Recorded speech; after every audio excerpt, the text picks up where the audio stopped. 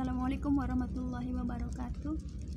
Jumpa lagi dengan channel Tukang Kebon dan Kucing yang setia di sini. Hari ini Kamis tanggal 19 Januari 2023 pukul 9:51 waktu Indonesia Barat.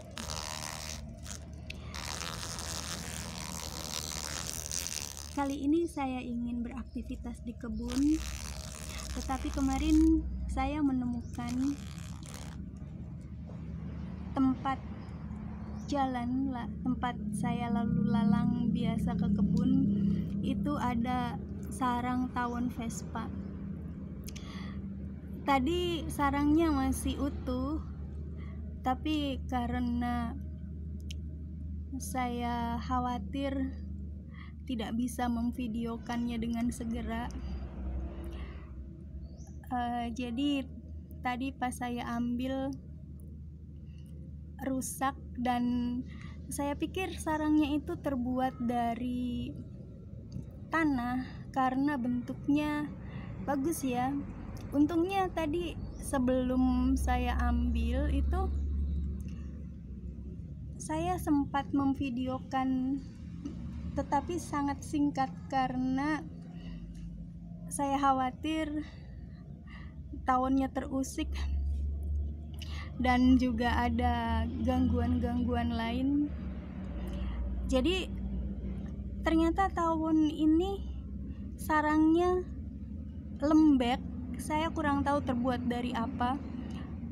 Mungkin dari bahan-bahan kayu ditambah dengan air liur si tawon ini mungkin, karena biasanya jenis tawon sarangnya itu tempat tinggalnya seperti itu ya, bahan dasar pembuatnya, atau campuran dengan lilin, yang mana lilinnya itu berasal dari dalam metabolisme yang dihasilkan oleh tubuhnya.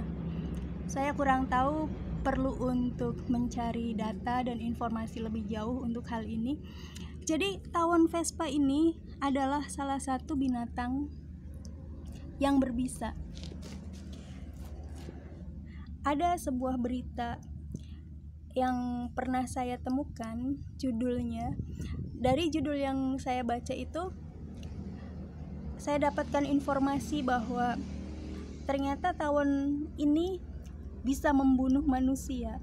Di berita tersebut dinyatakan ada pengantin, entah rombongannya entah pengantinnya, yang menjadi korban, meninggal dunia karena disengat oleh tawon ini. Saya bertanya kepada kakak saya, karena saya kurang pengetahuan mengenai dunia pertawonan, sedangkan kakak saya cukup berpengalaman dan cukup berpengetahuan tentang satwa-satwa liar. Apakah benar tawon Vespa itu berbisa? Kakak saya menyatakan betul, katanya. Dan saya bertanya lagi, apakah benar ini mematikan? Kakak saya menyatakan betul. Saya bertanya, kenapa kok bisa sampai mematikan? Kakak saya bilang, kalau tawon ini menyengat dalam jumlah bisa yang disengatkan itu dimasukkan ke dalam tubuh korbannya banyak, atau tawon-tawon yang menyengatnya itu dalam jumlah yang banyak, itulah yang membuat korban bisa memiliki potensi untuk meninggal dunia. Saya terkesima dan rasanya sulit dipercaya hewan sekecil ini bisa membunuh manusia. Tetapi saya kemudian teringat sebuah pengalaman, karena saya sendiri pernah disengat oleh hewan ini, dan itu 2 kali.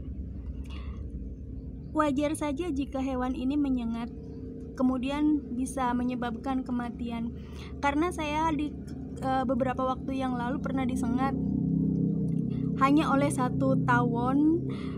Yang pertama itu efeknya membuat saya jadi diare, terus sesak nafas, pusing-pusing kepala, lemas badannya, keracunan, yang menurut saya itu adalah pengalaman yang sangat berharga. Itu pengalaman pertama saya disengat oleh hewan ini. Dan memang jumlah bisa yang disengatkan sangat banyak karena lama durasinya, lama sekali. 1 tahun itu menyengat di wilayah tangan saya. Terus berapa lama kemudian saya mengalami lagi disengat lagi di hari yang berbeda oleh 1 tahun, dan sengatannya itu hanya sebentar dan itu menimbulkan efek saya demam sampai 3 hari dan tulang-tulang rasanya kaku. Wilayah yang disengat adalah pelipis daerah muka. Terus saya berpikir wajar saja apabila disengat dalam jumlah banyak akan menimbulkan kematian, sebab pengalaman saya pribadi disengat oleh 1 hewan saja efeknya sedemikian rupa. Sudah seperti itu. Saya berpikir